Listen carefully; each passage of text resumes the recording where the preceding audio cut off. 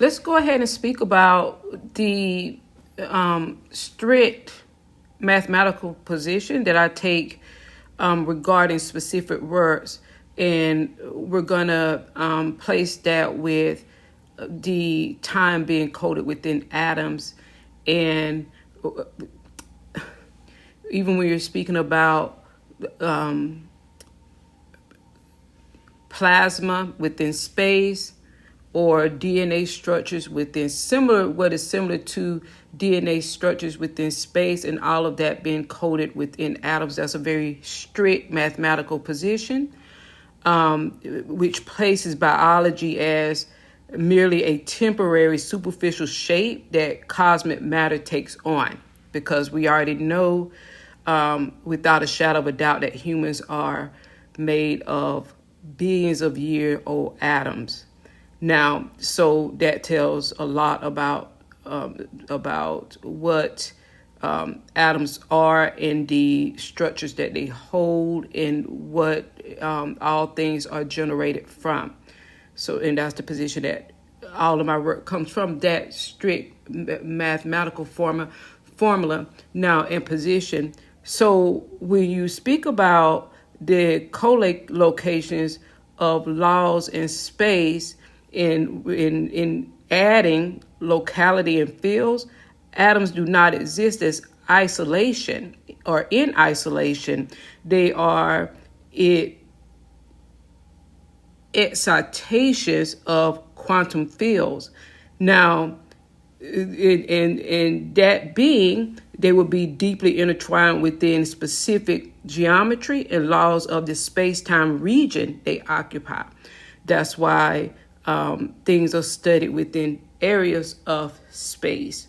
Now, and then obviously we have the whole of what everything is, which is in short note, is a mathematical formula of order. Now, that's in short what the whole of everything that the universe consists of. Now, when you speak about environmental constraints, the behavior state and allowed quantum numbers of an atom, they're dictated entirely by the localized laws of physics, such as gravitational strength, electromagnetic field density, and ambient temperature of that specific area of space. Now, because space is not studied as the whole numerical factor of order that it is because that's not how you study space, because space is very much a continuous becoming.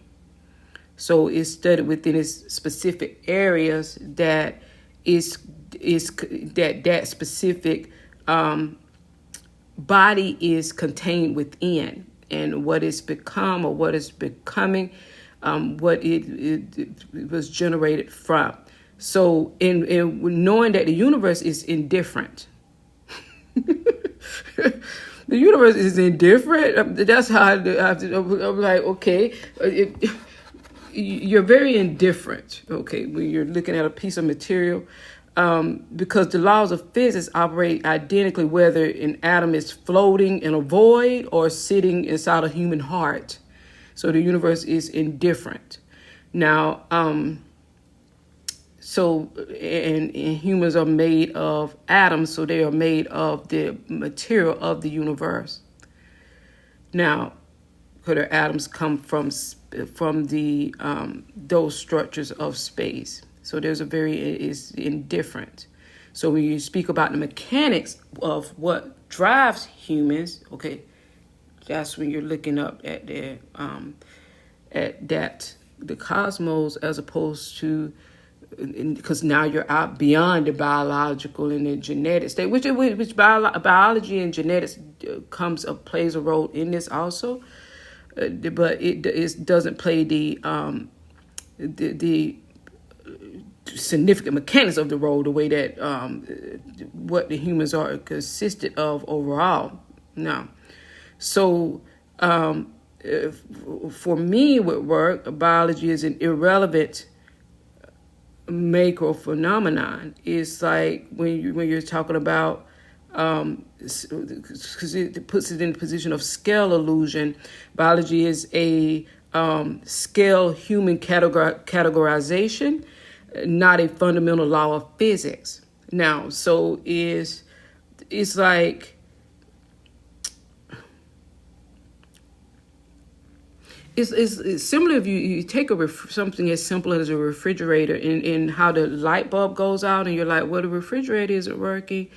And then, okay, that's biology with a human. It's that light bulb. Now, when you look at the mode of the refrigerator, the compounds and the atoms that they consist of, okay, it's like that. Let's get into a different type of mechanics and mechanism.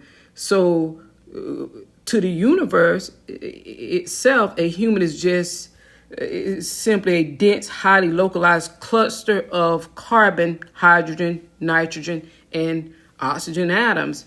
So it's in the universe, it's indifferent to that. Now, so there's no biological privilege there. The universe has no inherent mechanism to recognize life, chemical bonds form based strictly on the minimization of thermodynamics, free energy, completely indifferent to whether those bonds create a virus, a rock, or a star. Is that so? And the time coded within the atoms is like the blueprint of what that atom represents in the whole of that portion of the system and what makes that system up. That's where the blueprint is, and I call it being coded within the atoms, and time being coded within atoms now. So when you talk about anthropic delusion, the fact that the universe supports life does not mean it was designed for life now, or human life. And I mentioned that when I was speaking about collective consciousness, and that the universe was not created, and that a collective consciousness is a small portion that was accidentally placed within its position of where it sits within space. It was created by an impact. Now, it was not anything that is about humans themselves. Now, just like anything else in space isn't about humans, the universe was not created for humans. Humans are made of the atoms of the universe. So that's quite different. Now, humans are a local byproduct of the universe's mathematical rules, operating over 13.8, 13.76 billion years. Humans were not the goal like that, okay? Because the universe is too vast and large for it to have made for humans. Earth is situated in a small portion. It's like not even a speck as it relates to the completeness of what everything is and what the universe is. So obviously it was not made for humans. Earth is situated in a very small corner. So the true genetic code is in space-time coordinates, atomic trajectories. If we trace the memory coded within atoms also, along with time of an atom, its true code is trajectory through space and time since an initial explosion. Now, that's what takes us into quantum state matching. There's that mathematical state of atoms.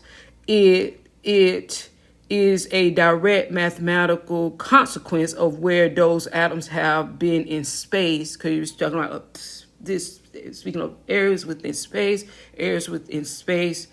and all the material mechanics and makeup of what can reach that area and what has passed through that area and what it has left and what that area has become independently through whatever the mathematical coding of order within that space, time, and space period of its induction.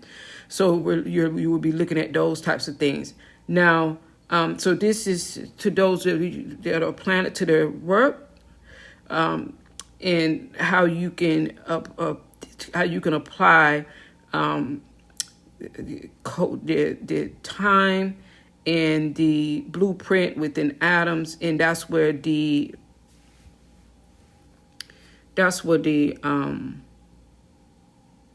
directions come from. That's where the directions come from, for lack of a better word. So it would be where is the consequences of where those atoms have been in space and what fields they interact with and the cosmic radiation they absorbed over billions of years. Now, not only what fields they're presently interacting with, we look at what fields they have interacted since their induction and introduction within their area that they are situated in. So is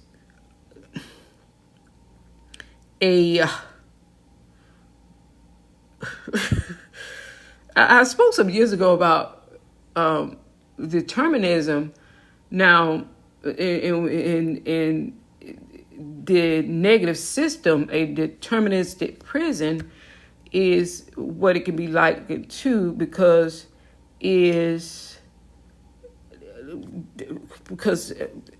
the universe is a cosmic numerical machine. As a negative, it implies that because it obviously would imply that determinism and elimination of agency, like that, is where your biology is canceled out. Is where it doesn't hold any water. Is insignificant because the universe is indifferent to that.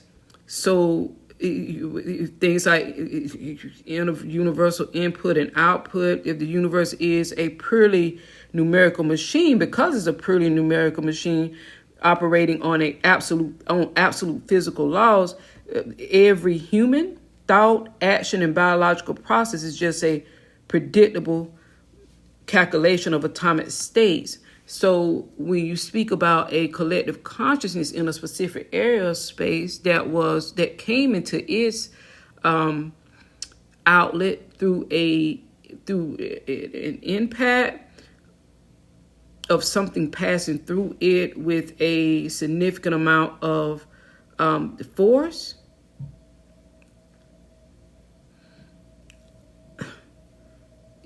that's not something that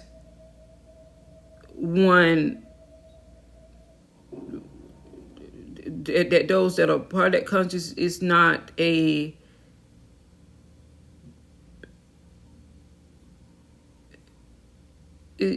wouldn't be a celebratory configuration to be a part of. So because that a collective consciousness is an erasure of the self, because it's connected to, so is not a mystical psychic network the way that the mainstream calls it. It's a realization that everything in the cosmos, including those that are part of that human consciousness, is just a single giant unyielding mathematical equation playing out across space and leaving absolutely no room for individual human importance.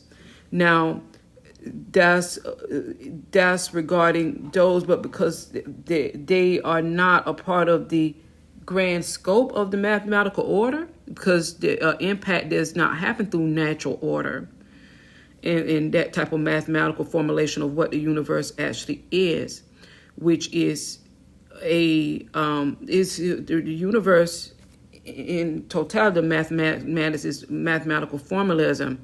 Now, which was what I apply there when we're speaking about the universe as a completeness in this specific systems that run within that.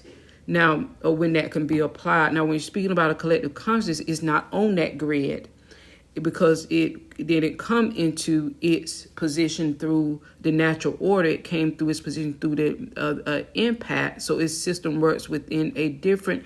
We can apply numerical codes to it, but we would have to apply the numerical codes to it. It would not be a part of the natural order of the mathematical machine that their completeness and the totality of the universe is. So those of you that are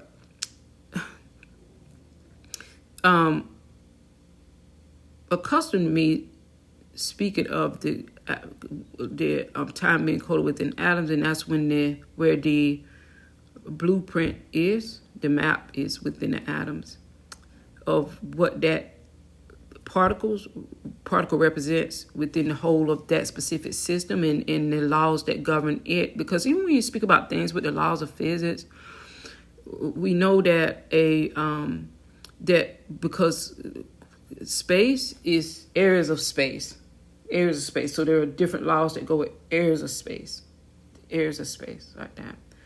Now, and that's what's abided by when that's what the machine is ran on. But that would be connected to the whole of the machine, of the mathematical order. No.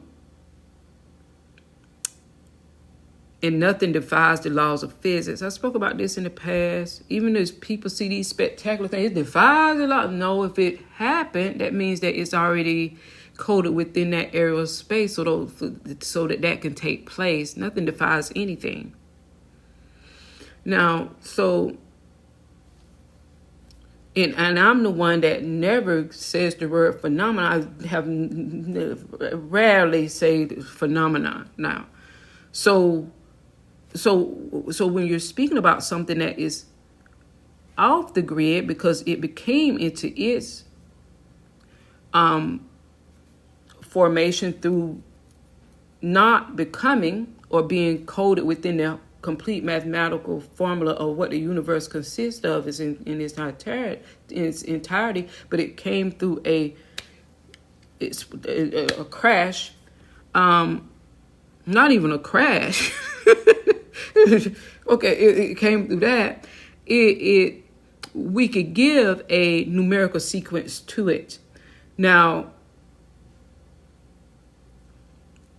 even though it cannot and will not and has never been on the grid of all that is.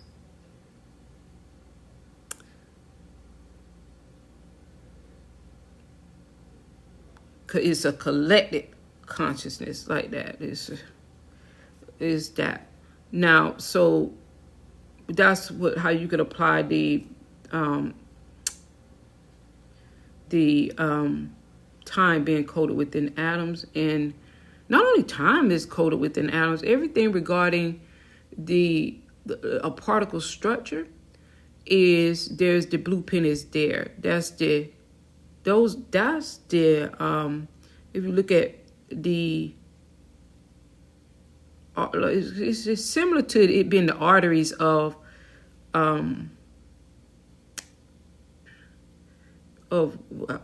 how they coded information, and what that becomes is the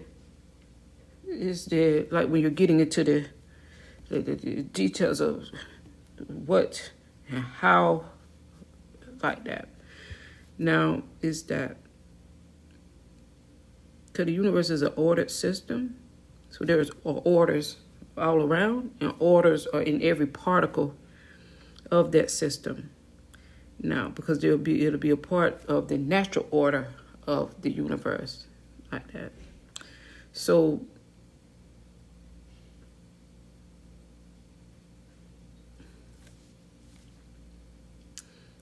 yeah. So that's how you can apply it to your physics work. Bye.